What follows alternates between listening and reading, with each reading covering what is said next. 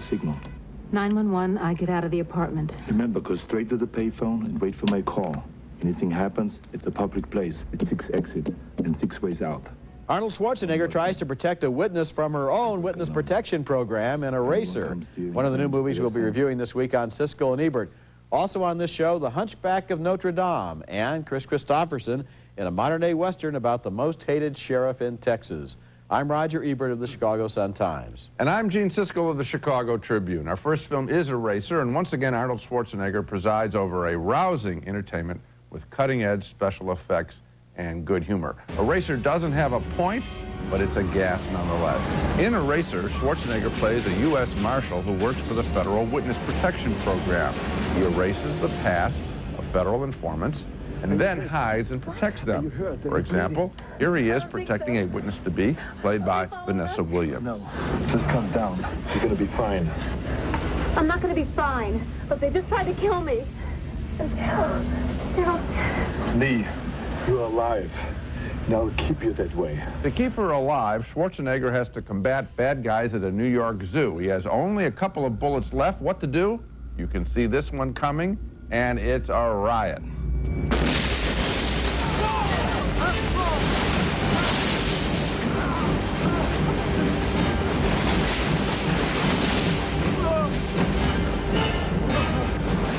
In his best film, Schwarzenegger includes some outrageous physical stunts. Here's a winner in Eraser.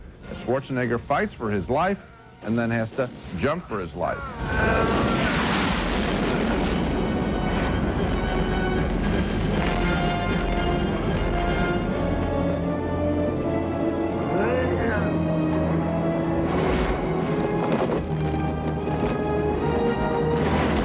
There's a great payoff to that scene, and Eraser has some very special weapons, too.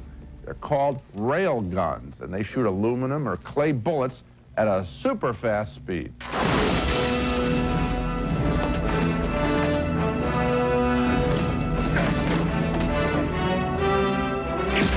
26 years ago, I had the pleasure of asking the great film director Howard Hawks what he thought made a movie good. And I'll never forget his succinct reply. 3 good scenes, he said, and no bad scenes. Well, Eraser has about 4 good scenes and no bad scenes. It's only a thrill show with some laughs, but those are big thrills and big laughs. Thumbs up for me. Thumbs up for me too, Gina, for the same reasons. It's silly. The story is just about what goes on in the story, and it's entertaining. The thing that I like, those rail guns. I love them. I looked them up in the press book. Yes, I did too. The claims in there. Now, the director is serious. He says, oh, these are real. They work on destroyers and battleships. They're huge. Yeah. And they've projected that they can make them as handguns and rifles. Right. Okay, now. It says that those bullets leave the barrel at nearly the speed of light. I know. Now, not possible. What kind of a recoil would that be? Because at one point, Schwarzenegger has one in each hand, including the hand that he had earlier put a nail through. He's a very big man. And yeah, but it goes out at the speed of light. Would that cause a little heating of the muzzle? Possibly. What about the clay bullets? Would they disintegrate at that speed? I know. It's the kind of questions you can't ask about this film. You know why you because can't it's ask? too much fun. It's too much fun, and so you have a blast with it. Right. Now, here's another thing on the special effects. Why do Schwarzenegger's movies come up with better weapons than the James Bond films? He does. Consistently comes up with more cutting-edge stuff, more fun. That's why he's the #1 box office star in the world. Okay, no director has won more Academy Awards in the last few years than a British animator named Nick Park, who created Wallace and Gromit, a dreamer with big ideas and his much more down-to-earth dog. The latest Wallace and Gromit adventure, named A Close Shave, won this year's Oscar for Best Animated Short Subject. And in it, Wallace has more or less solved the mystery of how to get up in the morning. Geronimo! Ow!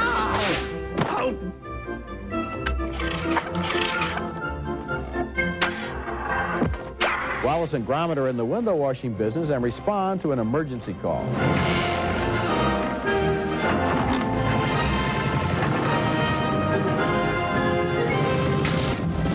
Close Shave is a 30-minute film that's part of a longer program called The Best of Aardman Animation. Another film in the package, also by Nick Park, provides zoo animals with middle-class British voices so they can talk about life behind bars.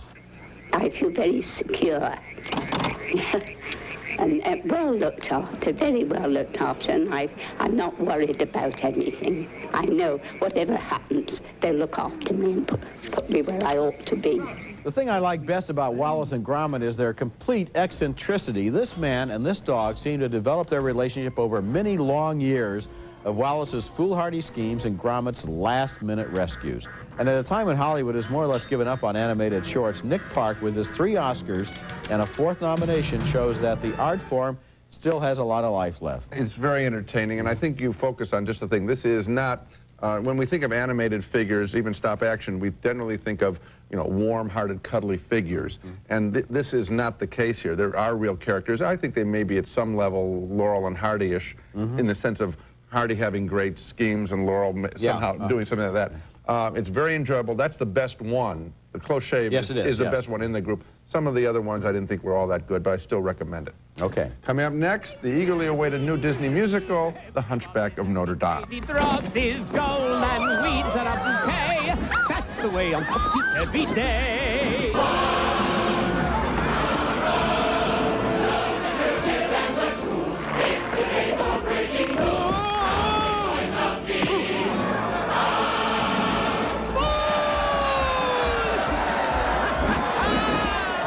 A classic novel has been simplified and put to song in The Hunchback of Notre Dame, the latest Disney animated feature, and the result is a quite affecting story arguing for both tolerance of individuals and of a whole people who have been demonized for centuries. Disney's Hunchback, confined since birth to the cathedral by an evil judge, is comforted by 3 gargoyles who try to bring a little cheer into his sad life. Hey, what gives? Aren't you going to watch the festival with us? I don't get it. Perhaps he's sick. Impossible. If 20 years of listening to you two hasn't made him sick by now, nothing will. The Hunchback, called Quasimodo, is drawn to a beautiful gypsy woman named Esmeralda, who prays for tolerance of her oppressed group, establishing the central theme of the movie. God help the outcast, children of God.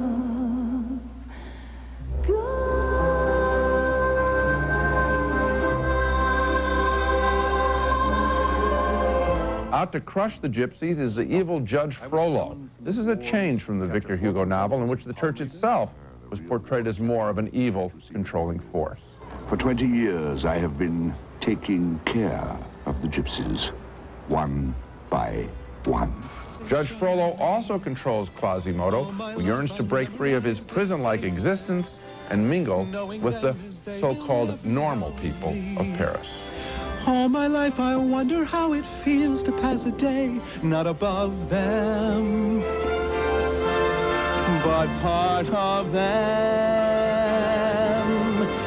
And up there, living in the sun, give me one day out there. All I ask is one to hold forever. The Hunchback of Notre Dame has some beautiful songs. It adapts the character of Quasimodo well, and the theme of tolerance is also well established. I fear, however, that this movie may be judged by the new measuring stick of American culture, box office receipts. I have no idea how this film is going to fare with the public, but it's a serious, well-made entertainment that should enthrall somewhat older children and clearly their parents as well. Thumbs up for me. Oh, thumbs way up for me, Gene. I love this movie, and I don't think just for older children, because although it does have serious subjects in it that they'll identify with. I was talking about 10 and up, 8 and up, something like that. There are just great visuals in this film. Yeah. The animation of Quasimodo as he clambers up and down that facade of Notre Dame. The overhead shot of the people. Oh, yes. The catacombs underneath Paris where the gypsies have their secret headquarters. Right. The dance sequence involving Esmeralda.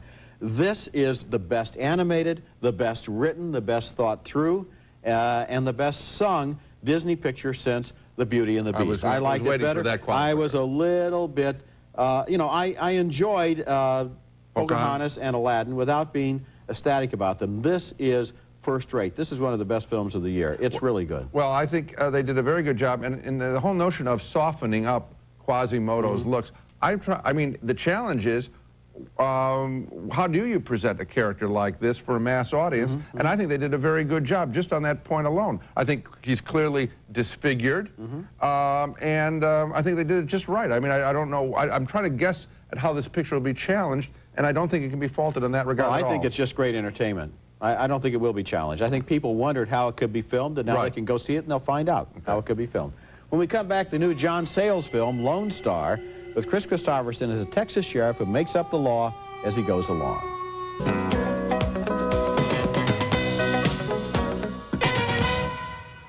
You recall if Charlie Wade was a Mason? What's Charlie Wade got to do with your body? Well, all he was wearing was a big old Masonic ring and a Rio County Sheriff's badge.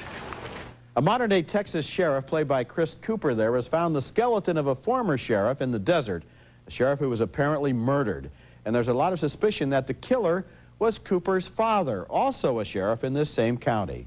Cooper opens up the old case and stirs up a lot of memories in Lone Star, a brilliant new film by John Sayles, who makes a movie that plays like a modern Western, but resonates like a tragedy about all of the ghosts of the past.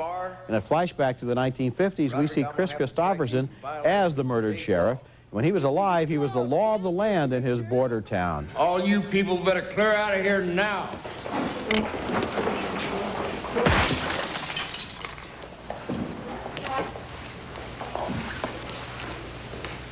You learn how to act your place, son.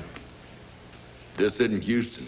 And here, back in the present day, we see that same character, Otis, growing older and more successful. Now he's played by Ron Canada and has an uneasy relationship with his own son, played by Joe Morton, a military man who has just moved back to town and taken command at the local base. I'm going to meet that family of yours? Why would you want to do that? Because I'm your father.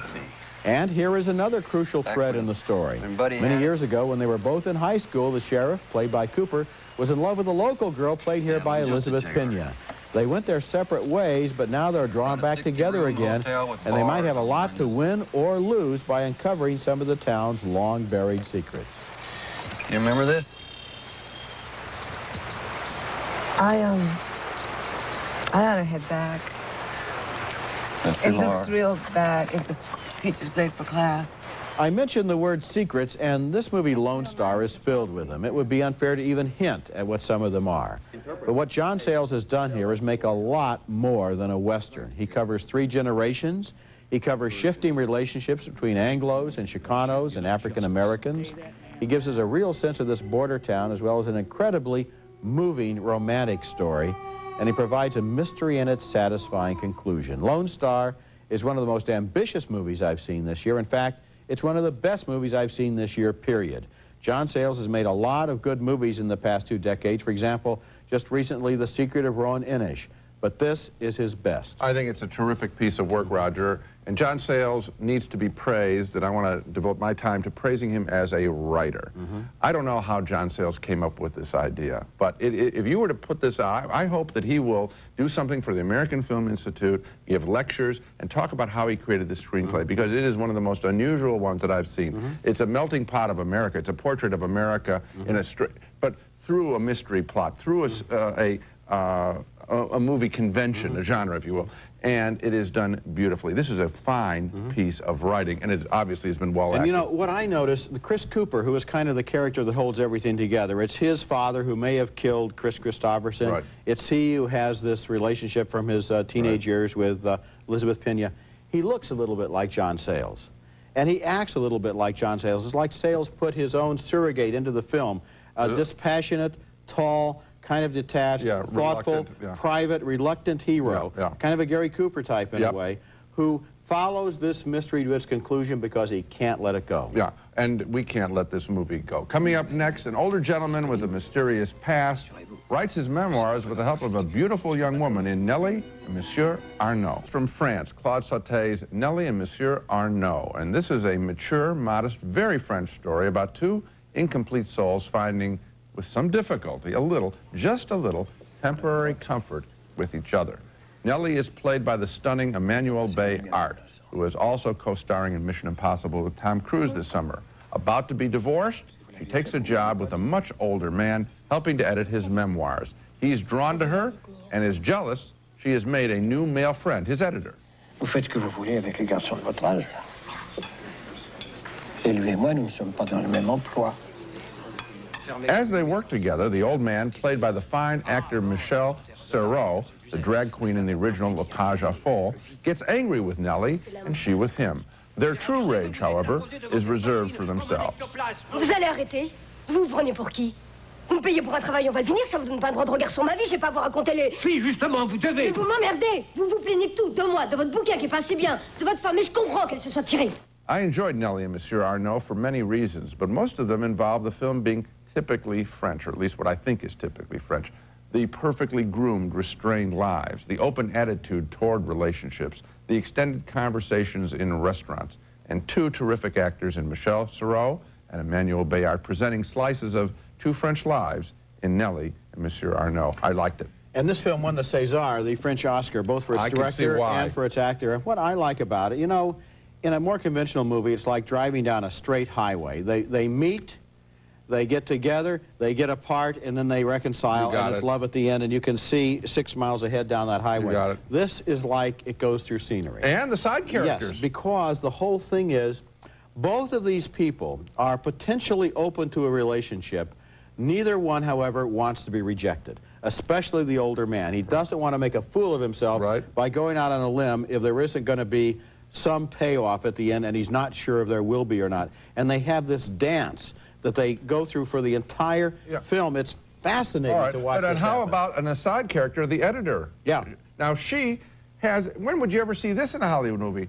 She says, no, I'm not really interested in a relationship right now. I'd like to have things stay just the way they are. And that whole conversation in the restaurant. And also her little technique, both with her husband and later with Monsieur Arnaud, where she tells them something happened that didn't happen just to see how they're going to react. Yeah. And Arnaud, her husband isn't smart enough, but Arnaud was smart enough. He says, you didn't sleep with him because if you had, you wouldn't have told him. It's just written smart. We were constantly arguing for movies to be written more at the top of their intelligence. This one by Claude Sautet. Okay, when we come back, a look at 3 good recent movies that have just been released on video.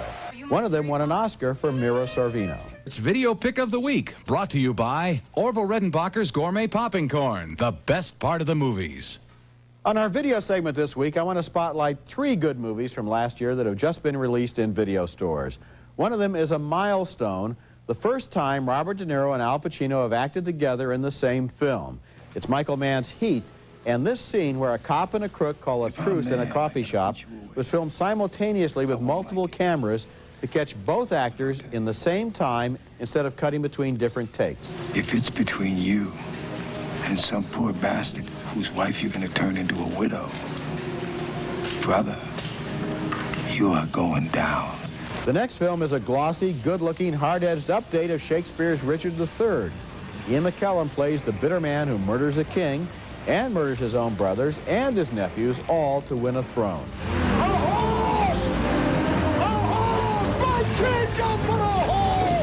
The third film newly out on video is Woody Allen's Mighty Aphrodite, which won Mira Sorvino an Oscar for her performance as a ditzy hooker who turns out to be the natural mother of Allen's adopted son. You want to go inside, take a shower? You can study me up close and personal? Oh, no, see, I bathed already. Heat, Richard III, and Mighty Aphrodite are my 3 video picks of the week. They're in stores now. And now let's take another look at the movies we reviewed this week.